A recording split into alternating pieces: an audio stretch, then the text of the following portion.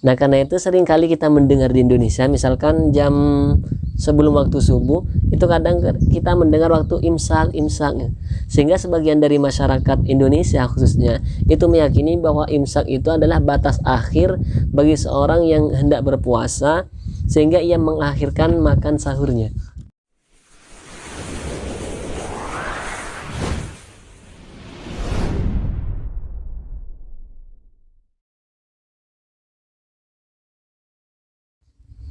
Assalamualaikum warahmatullahi wabarakatuh.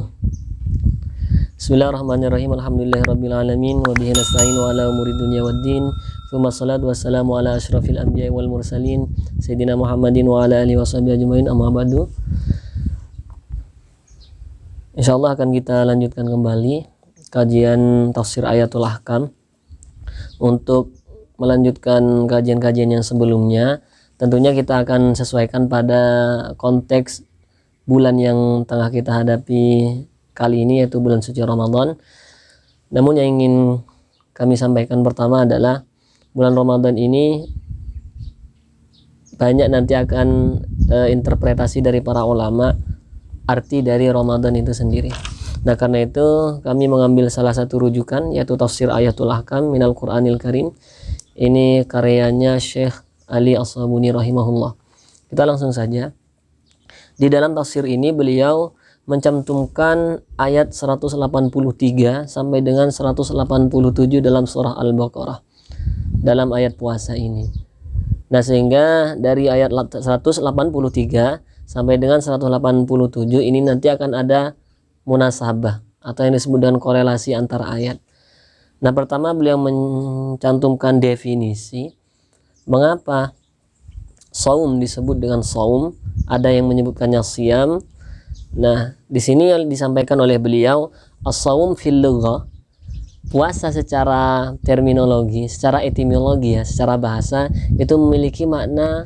Nah, karena itu sering kali kita mendengar di Indonesia, misalkan jam sebelum waktu subuh, itu kadang kita mendengar waktu imsak, sehingga sebagian dari masyarakat Indonesia khususnya itu meyakini bahwa imsak itu adalah batas akhir bagi seorang yang hendak berpuasa, sehingga ia mengakhirkan makan sahurnya. Ia menganggap bahwa imsak itu adalah akhir dari makan sahurnya. Nah, padahal tidak demikian. Padahal imsak itu sendiri adalah makna dari puasa itu sendiri. Nah, karena itu puasa itu disebut dengan al-imsak, yaitu menahan. Jadi jika nanti kita mendengar kata al-imsak, maka itu bukan pertanda akhir makan sahur kita, melainkan itu adalah alarm untuk mengingatkan kita bahwa waktu untuk makan sahur itu sudah hampir selesai. Nah, jadi saya kira ini sudah bisa dipahami ya, sehingga nanti tidak muncul pertanyaan yang semacam ini lagi, imsak itu apa? Nah, maka imsak itu yang telah disampaikan tadi. Ini secara bahasa. Nah, secara syariat, secara syar'i atau secara terminologi ini banyak interpretasinya di sini. Namun saya akan ambil satu hal saja yang ini disepakati oleh para ulama. Sehingga beliau mengemukakan di sini wa fi syar'i, dan di dalam syariat wal imsaku anit ta'am, ialah menahan diri dari makan, wasyarabi dan minum, wal jima'i dan berhubungan intim, ma'an niyati min tulu'il fajri ila ghurubis syamsi. Nah, dimulai niatnya itu adalah dari terbitnya fajar yang kedua, min tulu'il fajri, dari terbitnya fajar ya, sampai dengan terbenamnya matahari. Nah, ini waktu kita untuk niatnya itu harus dilakukan di waktu terbitnya fajar itu sendiri. Nah, namun orang yang berpuasa hanya meninggalkan makan, minum, kemudian berhubungan suami istri dan lain sebagainya, ini masih belum sempurna, masih belum perfect. Nah, sehingga beliau menyampaikan di sini wa kamaluhu bijtinabil mahdhurati wa adamil wuqu'i fil muharramati. Nah, orang yang berpuasa, kata beliau, ia harus menghindari hal-hal yang mampu membatalkan pada puasanya nanti. Ya, misalkan ya yang jelas, misalkan makan ya, minum atau lain sebagainya, itu yang bisa mempengaruhi, membatalkan pada puasa.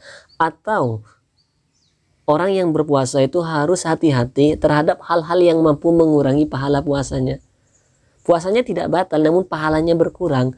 Misalkan ada orang yang tengah berpuasa, kemudian ia masih membicarakan aib antar sesama, misalkan masih mengeluarkan kata-kata yang jorok, atau masih melakukan perbuatan-perbuatan yang nantinya akan mengurangi pada pahala, maka kata Nabi Shallallahu Alaihi Wasallam, man shoma ramadhana imanan wa ihtisaban ghufira lahu ma taqaddama min dzambi.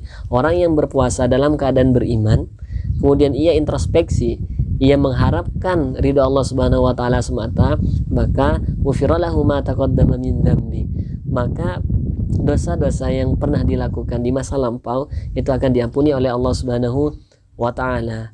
Namun di dalam redaksi hadis yang lain disebutkan malam takunil kabair, selagi itu bukan dosa-dosa besar, maka insya Allah akan diampuni oleh Allah Subhanahu wa taala. Nah, kemudian mengapa Ramadan disebut dengan Ramadan? Ini yang perlu kita perhatikan, karena menurut para ulama, khususnya di sini beliau adalah misalkan Syekh Az-Zamakhsyari, beliau menyampaikan lamma naqulu asma' asy-syuhuri anil lughatil qadimah. Ketika para ulama itu mengambil nama-nama bulan, misalkan seperti bulan Ramadan, bulan Safar, Muharram dan lain sebagainya, sammuha bil azminatil lati waqa'at fiha. Mereka menamainya itu sesuai dengan keadaan di waktu itu. Fa wafaqa hadha asy-syahru ayyama ramdil harri fasummiya Ramadan. Nah, Ramadan ini disebut dengan Ramadan karena pelaksanaan bulan puasanya ini bertepatan dengan hari yang sangat terik matahari, hari yang sangat panas. Nah, sehingga Ramadan itu disebut dengan Ramadan, yaitu akar katanya adalah ar-ramdu.